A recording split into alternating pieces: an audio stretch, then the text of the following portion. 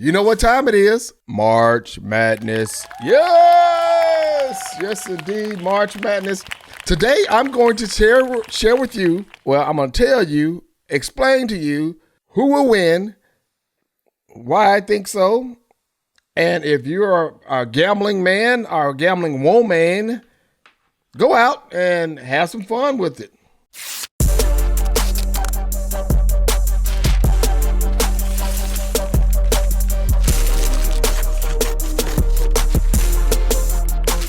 Let's get started. In the South region, we're looking at Auburn playing Michigan. Now, Auburn is number 1 ranked. Yes, indeed. And they're playing the 5th ranked Michigan Wolverines in that bracket in the South. I've got Auburn winning a close game. I got them winning a close game because for some reason, Bruce Pearl kind of forget how to coach in the tournament. So he'll struggle a bit. I think the game will be tied going into halftime, but Auburn will have a little bit extra shooting on that outside from those guards, and I believe that they will push forward, and Auburn will become the first team into the Elite Eight. Let's take a look at the next game. So we've got Ole Miss, another SEC team, playing Michigan State. Michigan State has had a very solid year this year. I believe that they will put up a great fight against Ole Miss. Right now, Michigan State is favored by 3.5.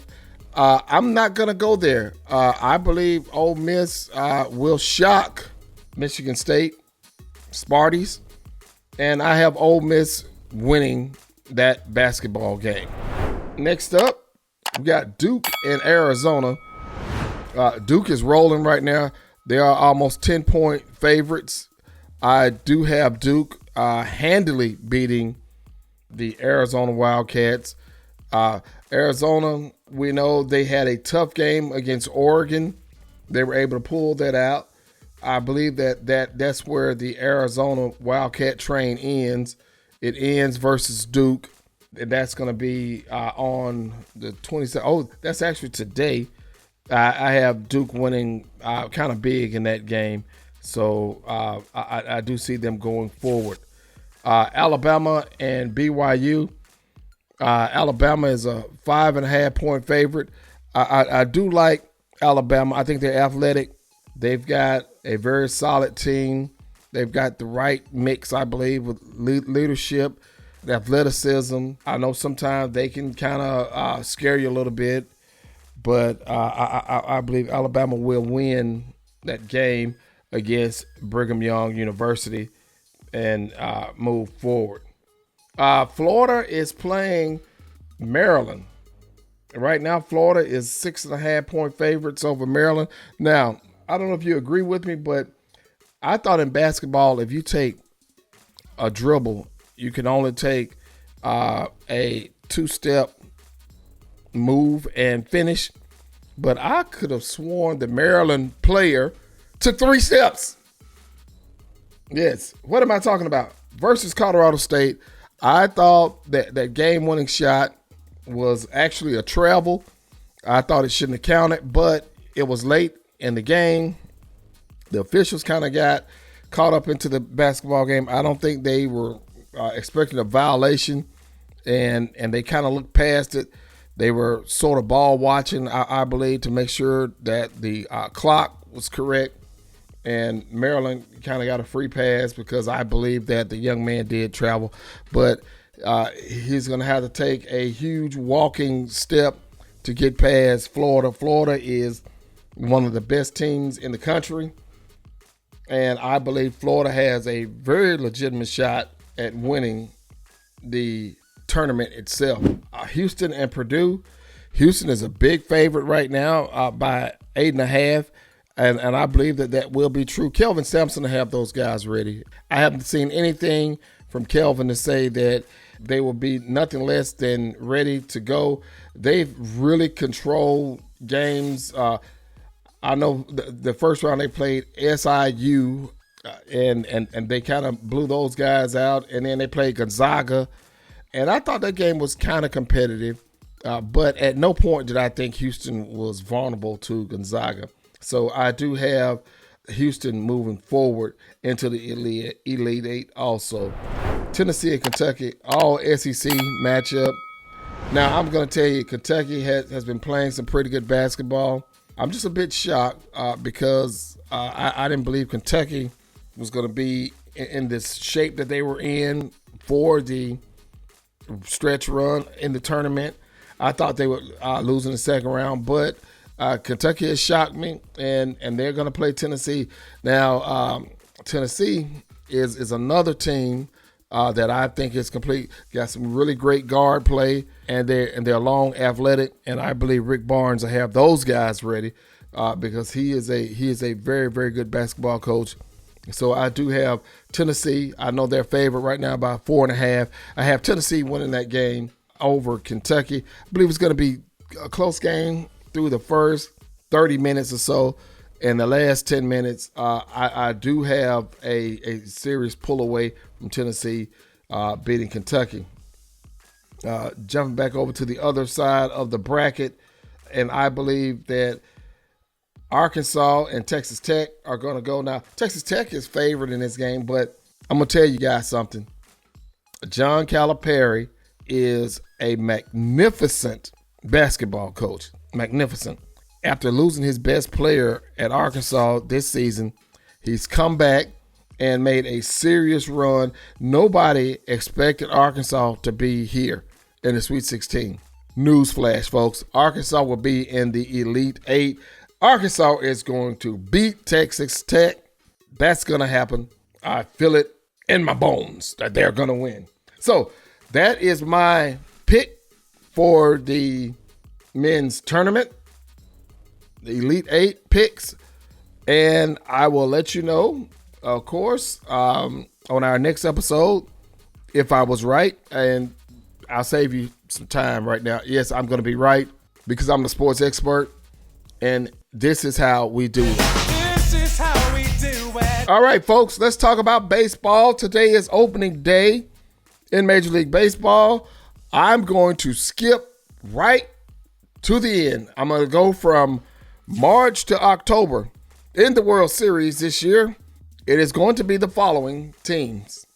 Representing the National League is going to be Los Angeles Dodgers. Yes, indeed, I said it, Los Angeles Dodgers. And representing the American League is the New York Yankees. I said it. Rematch. It's going to happen. But I have the Yankees winning this year. Yes, indeed. So I know we're going to be on game 1 of 161. So let's just void out the other 160 games and just go straight to what Cliff Notes has said, that I've got the Yankees and Dodgers playing in a rematch for all the marbles in October. Cause we ain't playing up here in New York. In the comments, let me know. Did your team do anything in the offseason? One team, we know Juan Soto went over to the crosstown to the Mets, and he made a boatload of cash. So he's the richest man in sports history, signing that contract. So I know your team probably didn't sign a Juan Soto unless you're a Met fan. You're extremely happy. But we had a great offseason in baseball, so let's see how this thing picks up, and we'll track it. And, folks, if you don't mind, get out there, and go out and catch a baseball game this summer. Get out of the house. Baseball used to be extremely slow. They got a clock now going. Those games went from about 4.5 hours watching paint dry to about 2 hours and 20 minutes, 30 minutes. It's a very good product. Go out and enjoy yourselves. Let's talk Formula One. Yes, indeed. I want to jump right to Ferrari. We know that the greatest of all time, Lewis Hamilton, who you see here on the screen, has switched teams from Mercedes to Ferrari. And this is the second leg of the season in China. Lewis Hamilton goes out in the sprint race, and he wins the sprint on Saturday. Congratulations, Lewis Hamilton, on your first win with Formula One, and he got himself ready. The team celebrated for the Chinese Grand Prix on the next day. Lewis Hamilton promptly went out there, him and his teammate, Charles Leclerc, and got disqualified. Yes, indeed. Leclerc was disqualified because of the weight in the car at the post-race inspection. The steward said that was not authorized, so you're disqualified. And Lewis Hamilton's car was too low. According to reports, there was a skid plate violation. So Ferrari was up and down all on one weekend, happy, elated, and mad as hell at the end. So we know that the racing is going to continue in a fortnight, which is 2 weeks for some of you who don't know what a fortnight is. And we'll pick it up now. Those McLarens look very good. They look very strong. Oscar Piastri just dominated the Chinese Grand Prix. But I will tell you today, watch out for Ferrari and Lewis Hamilton.